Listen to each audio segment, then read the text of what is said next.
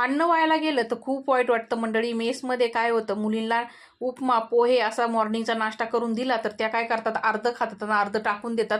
Plate घासायला गेलं तर ते दिसतं टाकलेलं, तर खूप वाईट वाटतं. कारण की अन्न जे आहे आपण कष्टाने कमवतो आणि कष्टाचं जर थोडंसं जरी अन्न वायाला गेलं तर खूपच वाईट वाटतं.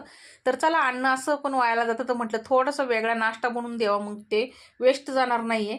तर मस्त असे अंडे फोडून घेतले, त्याच्यामध्ये मीठ टाकलं आणि फेटून घेतले.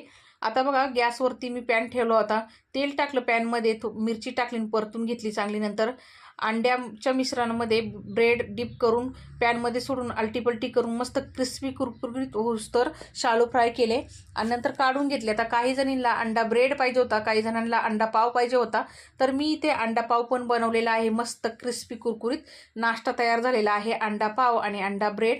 तर मंडळी, नाश्ता तर तयार झालेला आहे, तर या तुम्ही पण खायला आणि जाता जाता चॅनलला सबस्क्राईब करा. भेटूया पुढच्या व्हिडिओमध्ये. धन्यवाद.